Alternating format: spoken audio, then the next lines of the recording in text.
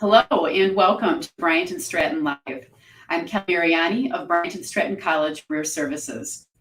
We are so excited to come to you live today from Orchard Park, New York.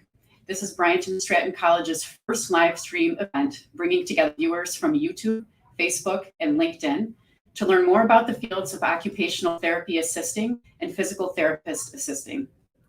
Going forward, I will refer to these as OTA and PTA just to make things a little bit easier and smoother. But both careers are projected to have very strong demand, and that's why we're sharing this information with you today.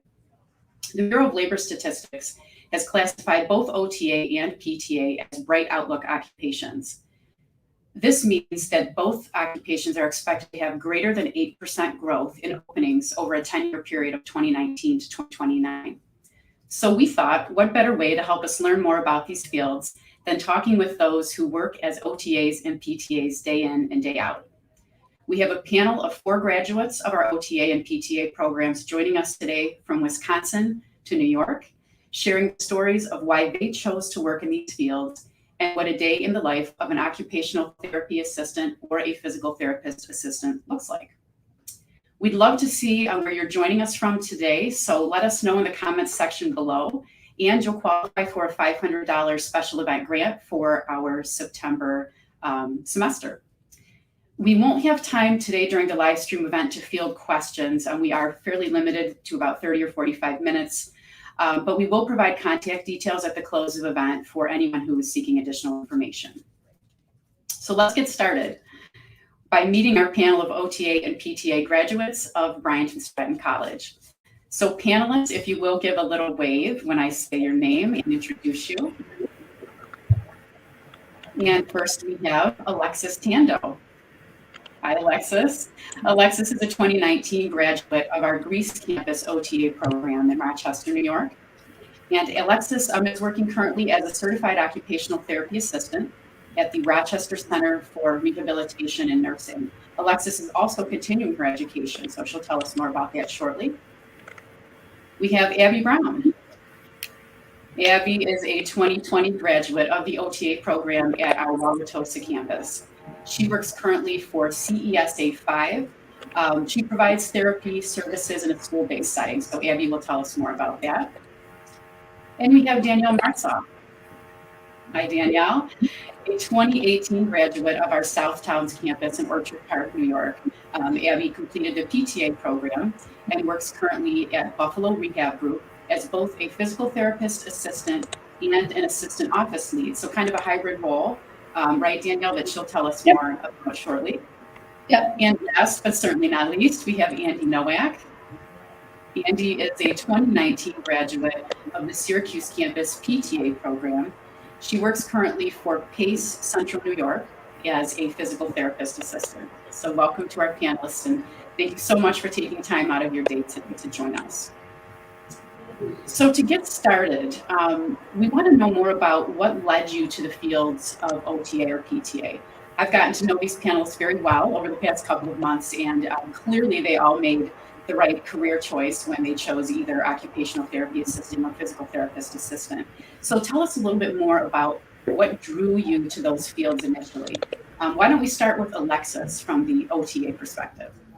Of course. So I have always known I wanted to work with people and help people get better.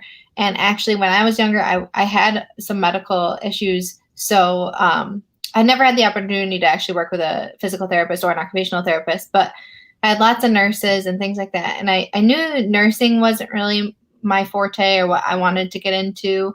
But then I found, as I was looking through jobs from high school, I found occupational therapy and I absolutely fell in love with it.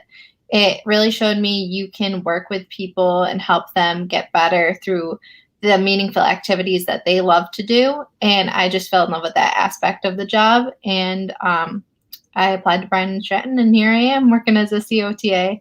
And now I'm actually continuing my education at Utica College to become an occupational therapist, registered occupational therapist. So great. Thank you. How about from the PTA perspective, Danielle, what made you decide that this was going to be the right choice for you? What gave you that sense?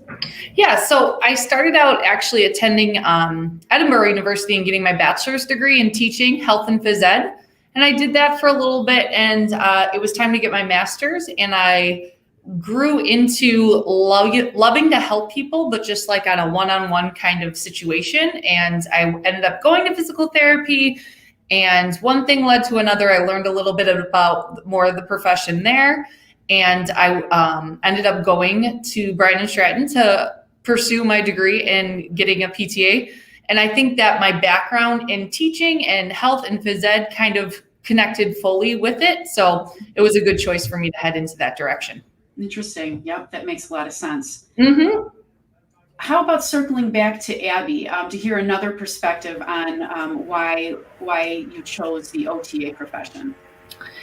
So I honestly love helping people. I thought that was just something that I knew I wanted to do, but like one of the other panelists said, nursing was just, it's not my gig. And I really like the one-on-one aspect of OT and helping people in different ways. So the uniqueness of OT, but also the diversity of the different paths we could go, I really liked.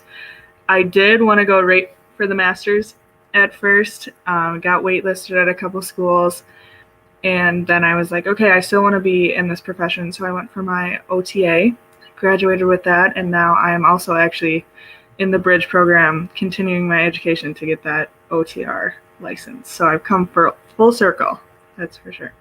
That's great. Great.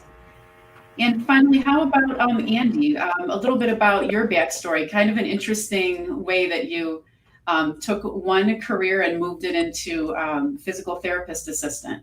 Yeah, actually, I have a whole funny story of how I stumbled upon physical therapy. So I was a personal care aide for 5 years. So I was in the healthcare field for a while. And there's this one family I took care of. There's this one participant I took care of. And she would get home PT, every time she would come out of the hospital. And, I would see the PTs and the PTAs working with her, and I would see her, bounce back. And I just really enjoyed seeing that. And so I didn't even know what a PTA was. I knew what, physical therapists were. I didn't realize that there were assistants. So there was one day, one of the PTAs was working with her, and I was just asking her questions about what she does for a living. And she would just explain to me like what she does as a PTA. She was in home care. And then she mentioned that Bryant Stratton had this new program, because I was actually the second cohort before the program got accredited. And so it was a brand new program here in Syracuse. And so she was explaining it to me. And I was like, oh, okay, that's cool. And I just kind of put it at the back of my head, not really going too much, thinking too much about it. And so the husband of the participant I took care of, he was kind of like eavesdropping, like, ooh, because he thought I was, a really good aide. And he wanted me to kind of push my career. And he actually took my information and, went on the Bryant Stratton website and signed me up. I got a phone call from Bryant Stratton one day, and I'm like, who's this? Oh my gosh. And so then like, oh yeah, and they're explaining to me the program. They're like, do you want to come in for an interview? I'm like, okay, I'm not thinking twice about it. When I went into the campus, I immediately fell in love, and just kind of history from there, I decided to go into it. And just like the other girls were saying, my family was pushing me to be a nurse, and that was just not my thing. And then once I found physical therapy, I knew that was the right thing for me. That's great. And your comment, Andy, about not being exactly sure what a physical therapist assistant did, what that occupation was all about, is a great segue into my next question. I think it's common for people to be a little unclear, unless they've received OT or PT services, what the two fields are all about. So my next question, to help our viewers have a better sense for these two professions, I'd like to hear more about what a day in the life of an OTA or a PTA looks like.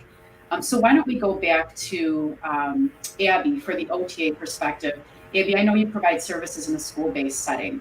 Yeah. So tell us what, I know not every day is the same, but and what a typical day might look like for you. What kind of services, what kind of things you help students with?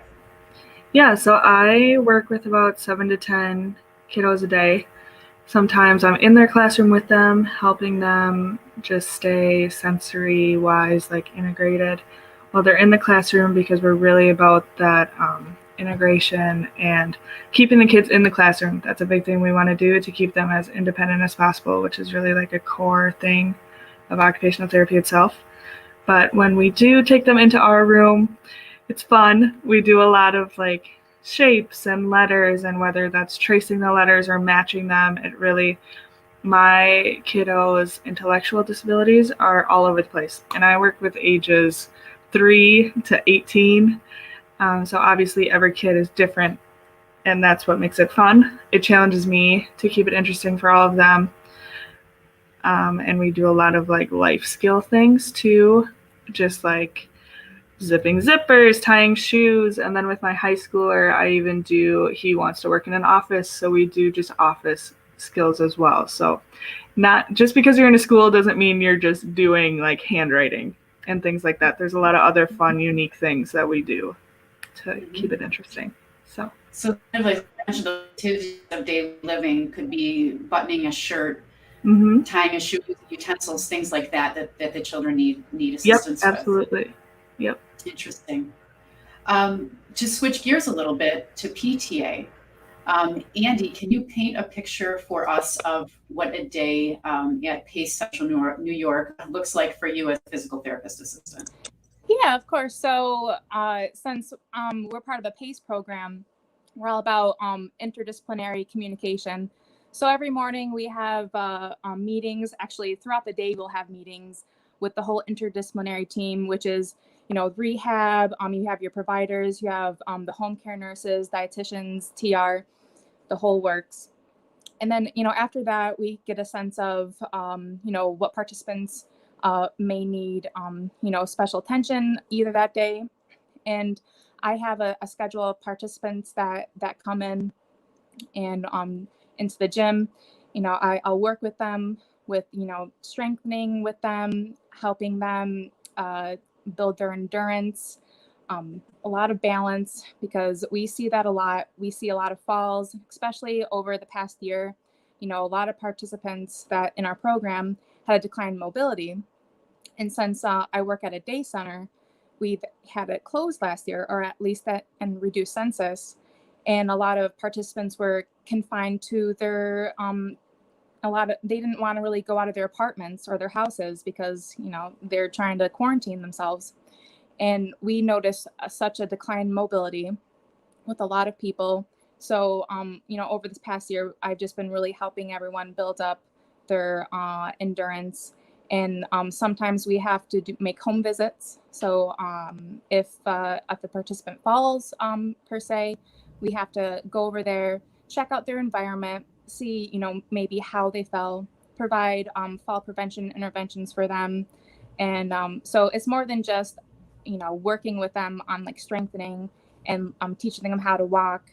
And there's like a way bigger picture than that. We're making sure they're safe in their homes, making sure they're using their equipment properly, and making sure they can go from their chair to their toilet and all that. So yeah, throughout the day, you're working with participants, making home visits, going to meetings.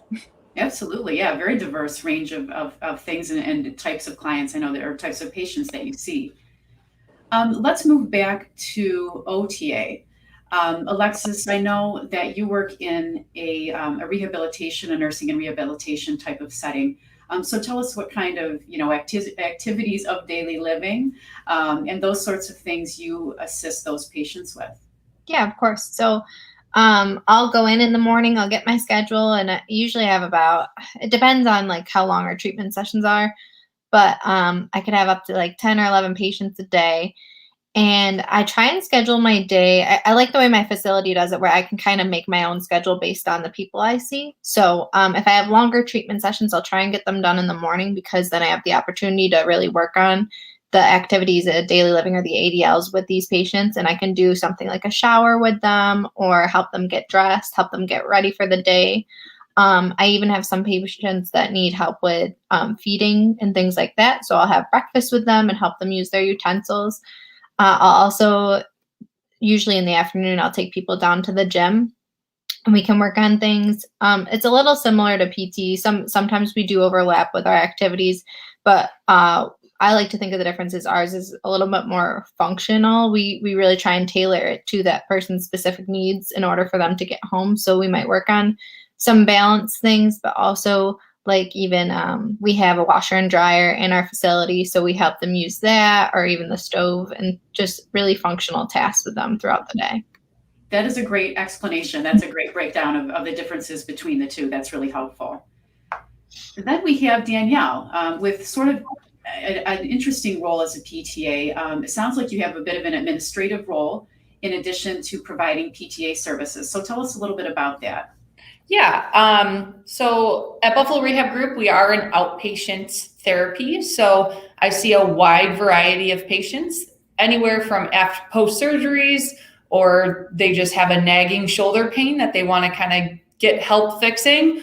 Many different ages, backgrounds. We see quite a few. So I am paired up with a PT, and we are one team. So I am lucky enough to work just under that one PT. So we communicate throughout the day. We kind of manipulate plans. We manipulate different exercises. If they come in and they're not feeling great that day, we could automatically change it right away. So working one-on-one with a PT is really, really great for me. I think that's one of the reasons why I love working, just because working with that team, you have your set caseload, and you just kind of get to know the patients really well. My assistant office lead job, I did receive while I was working with my PT. We kind of do it together. So we have different roles. We have 7 other PTs that work in our clinic and about 4 different PTAs. So we kind of tag team it, both of us, and we help just lead different schedules, kind of make sure ordering things, getting things for the clinic that are needed, anything of that sort, administrative wise, we are doing. I will be here for 3 years, so getting to know different people coming in and out has definitely been one of the highlights as well. But as for like what I do, my PT, I do a lot of exercises with patients. So I work on what they are having issues with, and we kind of look above and below it. We kind of strengthen above, get some mobility into it, whether that be different stretches, different exercises. I get my hands on people. So they're here for about 45 minutes to an hour. Great. Yeah. My next question, I want to rewind a little bit and think back to your time as a student in the OTA or PTA program at Bryant Stratton College. And I'm interested to hear what you enjoyed most about the experience. What part of your time as a student was most impactful? So why don't we move back to OTA, and Alexis, if you could take that one for us, that would be great. Yeah, so I think some of my favorite experiences from school was really the hands-on experience. I think I learned the most from that, and the hands-on experience that I really enjoyed were the field work, the 2 8-week field works that I went on. My first one was at the Rochester Psychiatric Center, which I think was a really amazing opportunity. And it allowed me to explore a part of OT that I didn't initially think I would go into. Like, I didn't think I would really work with that population. But now I'm thinking, that was a really awesome experience that I never would have thought I would do. And even if I don't decide to ultimately work with that population of individuals, I think everyone has some type of psychiatric need that OTs can address. So I really liked that. I also did, one of my experiences was at the Jewish Senior Life, which was another rehab. And that was, again, it prepared me for my current job now. So I really enjoyed that as well. Great.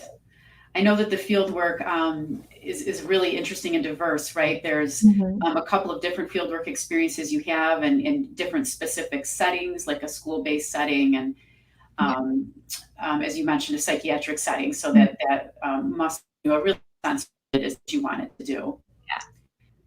How about from the PTA perspective? Andy, what part of your experience as a PTA student at the Orchard Park location was, most memorable, most impactful for you? Well, I just want to start off by saying what really drew me into Bryant Stratton at first was kind of the size of the campus. It's a little smaller, and I feel like you have more like one-on-one time with your instructors and your professors, and you're able to, I feel like you can learn a lot more. My cohort, there was only 7 of us. So our instructors were always there for us when we needed anything. And I feel like I learned a lot more being a part of just kind of a smaller class. And, they were always, all of our instructors were always on top of it, always, answering any questions that we may have had, helping us through everything. I mean, I don't want to say they held our hands, but they definitely made, have the college experience a lot easier. And I felt like I got a lot out of my education with the instructors there. But I think my favorite part of being a part of that PTA program was the clinical experience, just like what the other our previous panelist said. And I got so much experience, so much in from the 4 rotations I went through, even the part-time rotations, because we did 2 part-time ones and we did 2 full-time ones. And even the part-time ones, I learned so much. And I remember, going back to class and telling everyone, what I learned at my clinical on Friday, and just kind of sharing my experiences and what I learned. And then the full-time ones definitely prepared you for when you're ready to actually work in the field, because the full-time clinicals are, it's basically like having a job. I mean, mind you, you do have your clinical instructor that is teaching you and guiding you, but it does feel like, you're actually working, but they are helping you throughout the whole way, making you feel comfortable, making you feel confident, and making you be the very best that you can be in that field. And I'm really grateful for all the clinical rotations that I went through, because the things that I learned there, I'll use it, and sometimes I'll even teach the PTs and the OTs that I work with, did you know this? And I learned that from a couple years ago. Right. But yeah. Great. Let's hear from, we talked to Alexis. Abby, how about your time at the Wauwatosa campus as an OTA student? What left the greatest impact on you? Kind of just piggybacking off of what the other 2 girls said before me, the small class sizes were awesome.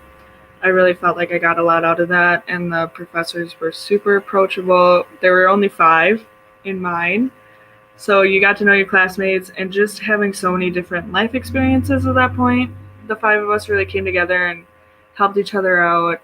And then field work, again, like everyone said, that was my favorite. I had the opportunity to go to Arizona with one of my classmates, so clearly that's a lot different than Wisconsin, especially in the winter, and that's when I got to go. So that was really fun. I worked in a school, so that really prepared me for my job that I have right now. And then COVID hit, so I was a COVID grad, and the way that Bryant really helped us get through that was awesome. I was able to finish and graduate, so I think that tells you a lot about, they really care about you and they want you to graduate, and they didn't just kind of leave you for dust when COVID was it led to all that uncertainty. So that was really nice. Right. And why don't we round it out with Andy? I'm sorry, with Danielle. We didn't hear from Danielle yet on this question. Maybe a fairly similar answer, but interested to hear, what was most impactful for you.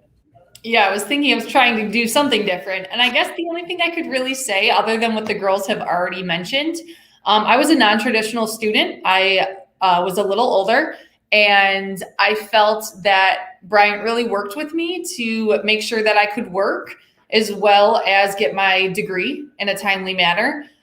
So even doing this live interview, I still talked to a couple of the admin people in that front office, not only the PTA professors, but everyone was really helpful. And I felt that it made that transition into doing a new career very easy. So everything that they all said, and then that I'd have to add. Perfect. Thank you. So just a quick reminder to our viewers today to like, comment, or share. And that will qualify you for our $500 special event grant for our September semester. Next question. As I've gotten to know each of you over the past few weeks, I've had the opportunity to hear some really moving stories about the ways you've so positively impacted the lives of the patients that you serve. And I think these stories will really help our viewers to understand how important and life-changing really a career in OTA or PTA can be. So if you all wouldn't mind sharing those stories that we had talked about a couple of weeks back, I think that would be great. And I'd like to start with Andy. Andy, you had shared a wonderful story of a particular patient who had very high anxiety, right, and had refused services in the past, and you were kind of able to overcome that. So walk us through what that looked like and how, how that really impacted you in your profession. Of course, yeah. So there's this one particular case where, just like you said, participant, really high anxiety, refusing physical therapy, refusing a lot of different care. She got to a point where she was unable to walk again. She was a total lift, bed, everything had to be done in her bed. And she just kept kind of pushing everyone away. And one day I met her and I was just asking her just a bunch of questions, trying to get to know her, trying to gain her trust. And, she kept wanting to come back. It was a while before we started to walk. We worked on a lot of bed mobility, worked on a lot of core strengthening. So we didn't really do any standing activities for a while. And then throughout doing that, we kind of became like friends in a way. And I gained her trust. Her anxiety definitely limited her from the things that she wanted to do. And I worked with her for quite a long time. I'm still working with her currently. And I got to a point where I was able to start doing more weight-bearing activities. So just standing on your feet. And I was able to do a couple steps with her. And but she would always make sure I was right next to her because of how bad her anxiety was or is still. And so I got her to a point where I got her strong enough and I got her more confident to the point where she can walk again and she can transfer herself. So right now, we work together, we walk around the gym and she has absolutely no problem doing it. Actually, recently, she would always want a wheelchair behind her when we would walk together. Actually, this happened maybe last week. I didn't need to have the wheelchair behind her anymore because she's just becoming more comfortable, more confident. So it was a wonderful day when I communicated with the whole interdisciplinary team that she doesn't need to be a lift for transfers anymore and that she can, start walking to bathroom now and not rely on her wheelchair all the time for mobility. So it was a wonderful experience and it was nice to have that connection with your patient, with your participant, because it's more than just providing interventions for someone. It's gaining their trust and telling them, hey, I'm on your side, I'm on your team. And I can see you reaching this goal. Let's get there. Let's do this. So, but yeah, that was definitely a impactful, like you said, and probably one of the highlight of my career. I don't want to say the highlight of my career, but one of the best cases that I've worked with. I can imagine that experience would be hard to beat in terms of impactful experiences, but so many more years ahead of you to impact more lives. So that's awesome. let's switch over to OTA and Abby. What's been the most memorable experience you've had so far as an OTA working in a school-based setting? Yeah, so obviously with kids, I guess looking back, I would think it would be a little less impactful, but that was absolutely not the case. So one of our friends and students actually passed away a couple months ago from a chronic illness. It was obviously heartbreaking. Everyone was super torn up about it. And at the funeral, I was just kind of like in the pew by myself, like just trying to soak everything in and collect my thoughts. And one of my other little girls came up to me, and she has no intellectual disability. But with my kids, I always do this thing. If they're not like listening or their head's everywhere, I kind of go like forehead to forehead with them. So they like have to look at me and we kind of regroup together. So she did that. And she's like, "Why are you crying?" And I was just like, it's really sad that one of our friends passed away. I was like, so I'm just trying to figure it out. And she just like looked me in the eyes and we were still head to head. And she's like, "It's okay, Miss Abby, she's happy now." And I think like it was just such a good reminder that no matter what their disability or what kind of thing they're going through, kids are so magical. They just have a way with words. And that kind of made like that moment just kind of made it all worth it for me. I was like, to have that bond and for her to like know that, okay, like someone who usually helps me, it's my turn to help her. Like, and I think that's just something I always remember. Like, you learn more from your patients every day than you could ever teach them. And I think that's one of the most like rewarding things in the field for sure. So that's a tearjerker. Okay. Yeah. Like a minute to regroup. That's amazing that in a student's time of anxiety and need themselves, that they saw that in you and remembered your approach. That's incredible. That's amazing. Thank you. Yeah. Alexis, why don't we switch back to you, and again in an OTA setting of nursing and rehabilitation. What's been a particularly impactful experience that you've had so far with a patient? Yeah. So I have kind of two examples. One is similar to our first panelist example, where I had an individual who was totally dependent. She just had a fall, and she was kind of at the point in her life, I think she's 82. So she's like, I'm getting older. Like there's no really need for me to be here anymore. So very depressed, very sad. And I started talking to her about what she values and what she needs. And she really valued being cleaned. So her having to do everything in bed was not feasible for her. So I started little by little having her do her ADLs in bed, like washing her face with a washcloth and things like that. And I started gaining her trust. And I said, wouldn't this be a little easier if we could maybe get to the sink? And so we started like even just transferring to the wheelchair to get to the sink, then walking to get to the sink and things like that, and really building up her confidence and what she valued and what was meaningful for her to really get back to doing what she valued.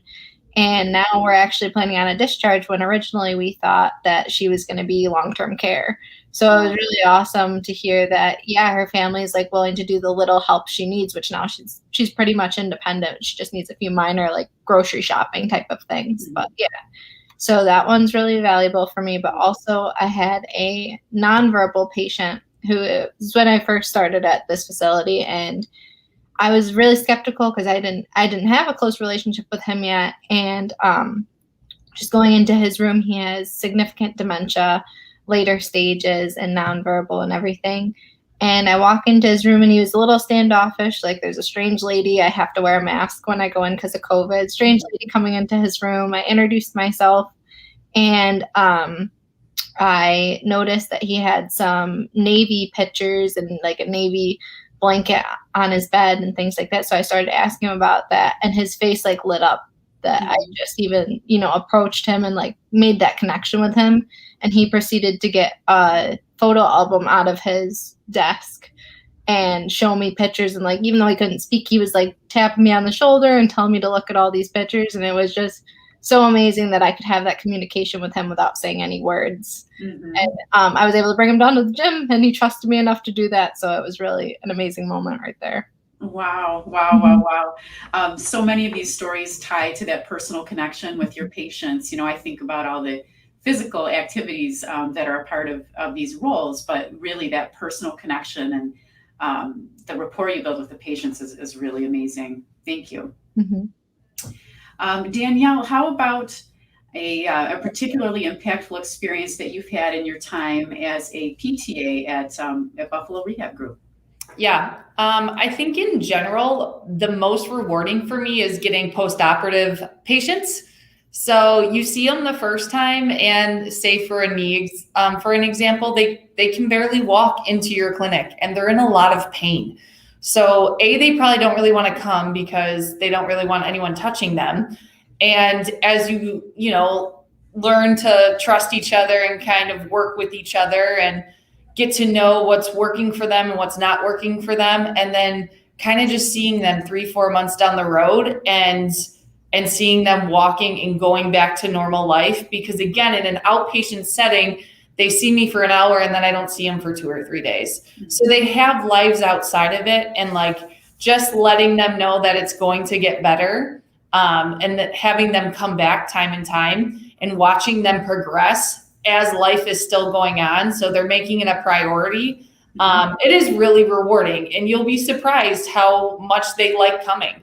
I love also getting older patients who most of the time their children are bringing them because they said they need to get out of the house and start moving and doing stuff.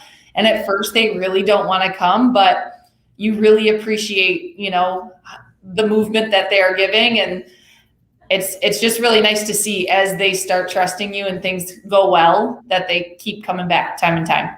Mm-hmm. That's awesome. Thank you.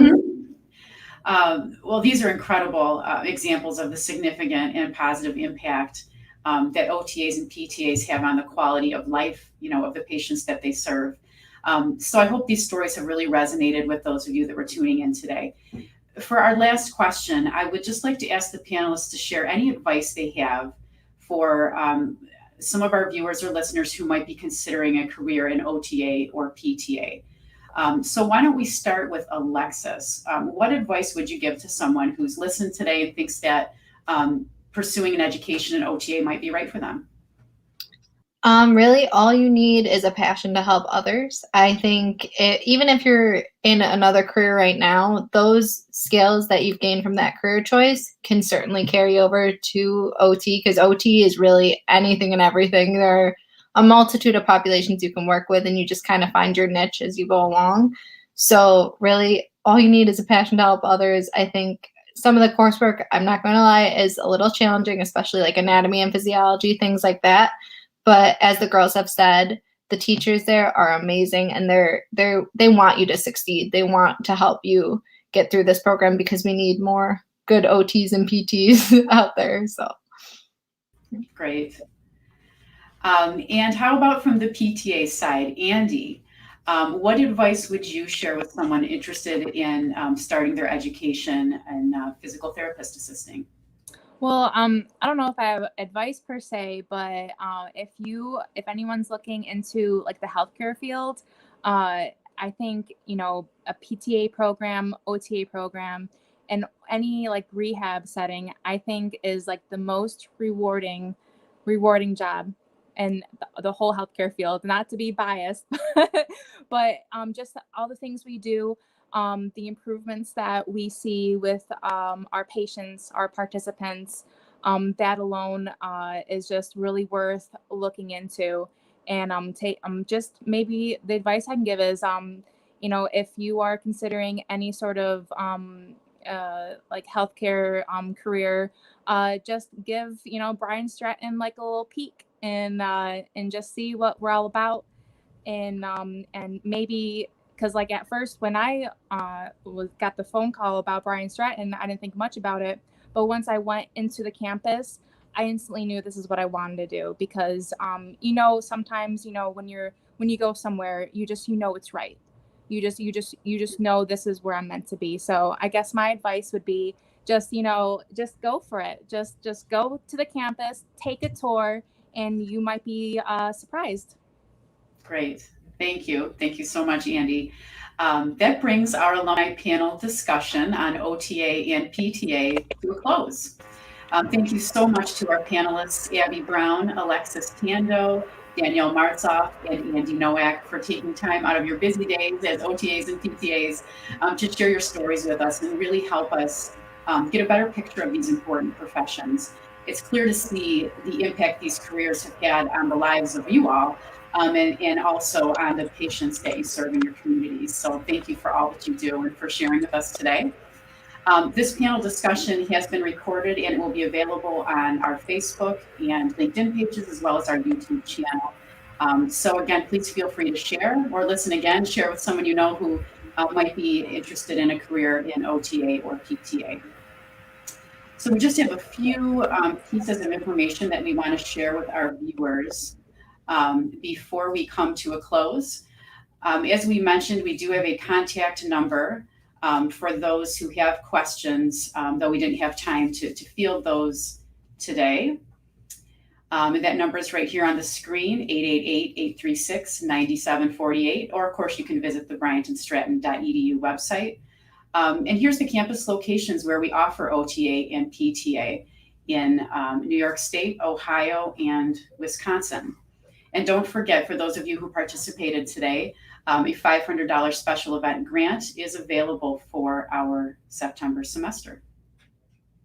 So thank you for tuning in with us today, and we'll see you again for the next edition of Bryant and Stratton Live.